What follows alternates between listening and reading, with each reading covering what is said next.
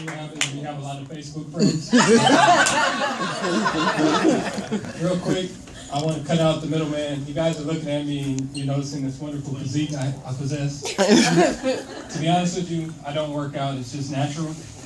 Oh my God. Most recently decided to join a gym. The reason I decided to join a gym was I was going to do the little infomercial thing, but those things are crazy. Like insane crazy. Like they're named insane and weird stuff. So I decided, I'm going to take a different approach to it. What I'm going to do is, I'm not doing 85 push-ups. Just letting off the bat, just right then and there. I'm not doing 85 push-ups. And then the warm-up was like 11 minutes. He warmed up, the guy did like 11 minutes of outstanding, crazy stuff. And he was like, okay, now let's get started. No, I'm done. I'm shutting you down. You can do whatever you want to do. I'm done. I'm not doing it. There's no reason for me to do 85 push-ups. There's 2 push-ups I need to do. One, if I drop my keys under the bed, I need to drop down, get down. If they're there, I'll get back up. Those are my 2 push-ups. I feel like I did a set. I'm good. My goal in life is not to have a prison body. I don't need that. There's no reason for me to walk around and look like I prevented shower rape. Like that's not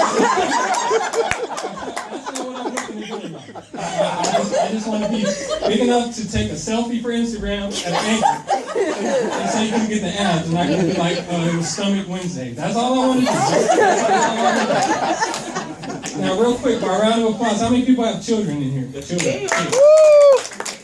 Well, I have 2 kids. I know I don't look like I have 2 kids, and black doesn't crack, and the cucumbers, everything works out. Now, I have an 8-year-old, I have a 15-year-old. Now, most of you are probably thinking the 15-year-old will be the issue. Not quite. My 8-year-old has Benjamin Button's disease. That's when you're really older than you look. You go back the other way. This 8-year-old has to be turning 37 later on this year. Now, a perfect example of what I go through on a daily basis is one day we're watching football. He loves football. So we're watching football. It's just me and him. We're watching the football. He's playing with his toys every commercial, but for the most part, we're watching the football game. Football game goes to commercial. Now, mind you, when it's a football commercial, most times it's going to be about beer, a F-150, some woman with her tits out, something that's going to attract the guy that should be watching football, for the most part. Well, if it's a Lifetime Network show, it's about women products, makeup, how to kill your husband. if it's a cartoon, they should show toys. It's stuff like that. That's how I feel like commercials should work. So in this particular instance, football game decided to show a Cialis commercial. Now, for those of you that don't know what Cialis is, it's Viagra, just a different name. Same symptoms: runny nose, sore throat, divorce, death, all that. Same exact thing. So, I'm lazy. Not as lazy as the guy earlier, but I'm lazy. I had to make a decision. Do I change the channel, or do I risk it and hope that my son doesn't catch on to it? So I decided not to change the channel.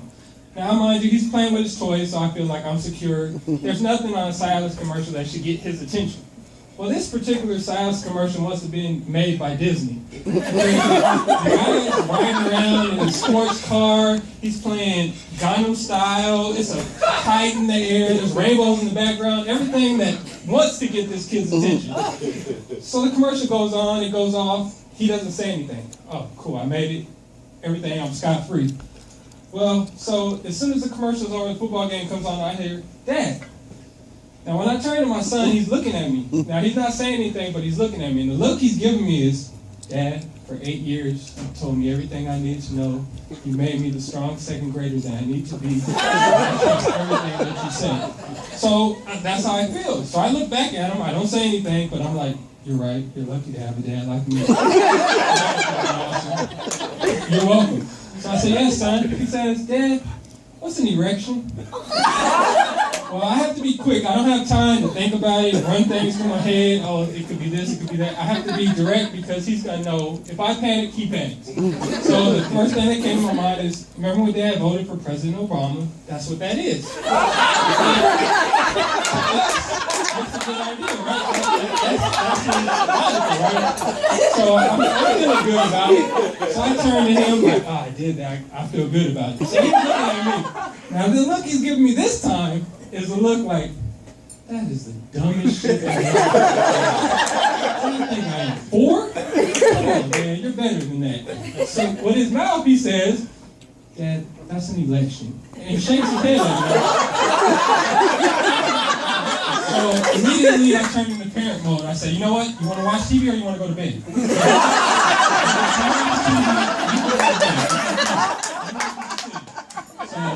From here on out, if you ever see my son and he's the Silas or Viagra commercial come up, Dad, I don't want to go to bed. I'm good.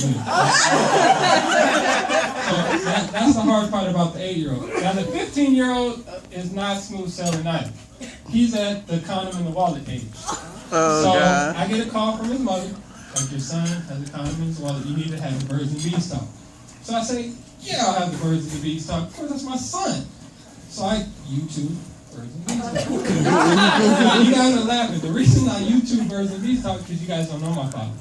I love my dad. We played catch. We did all the basic things, sports. He picked me on his team, stuff like that. We did all that. But when it came to man-to-man talks, oh, my dad is the worst man-to-man talk ever. His birds and the bees talk went like this. Some of you guys, I'm 36, so I'm a little older. So you might not understand this, but he had a VHS tape. He came in my room, he stuck the VHS tape in the VCR, and he said to me, watch this, I'll be back, and we'll talk about this, and we'll go from there. Okay, so 13 minutes and 47 seconds later, don't ask me how I know the time, he came back in. He sat down, he looked at me, I looked at him. This went on for about 3 minutes. Finally, he said, are you good? I said, yeah, I'm good. He said, okay. Grabbed his VHS tape and walked out. That was my introduction to the Fast forward, we'll say 2 years, because just in case the girl's father might be here, we'll say 2 years. I get a phone call. Hey, my dad is gone. Come on over. I'm ready to do it. Okay, so I go as fast as I can. I'm over it. Now, this is before cell phone, so she can't call me and say, abort the mission, code 10, dad's home, don't come over, nothing. So I'm committed. I'm over there. So I ring the doorbell. I'm ready to go. I ring the doorbell, open the door. It's her father. Now, her father looks at me, I look at him. Now, I don't know who was more surprised, me, that he was there, or him, because he was looking at me like, why is this kid in my front door with his hat backwards, no shirt, some jean shorts with a little string, an empty pizza box, and some thong sandals. It's going to take a while for some of you to register, but pornography back in the day, every scene was a pizza man, a lonely, horny housewife telling her to come in and we can give it up. So that's all I knew as far as pornography was concerned. So I thought that would be my first time. My dad steered me wrong.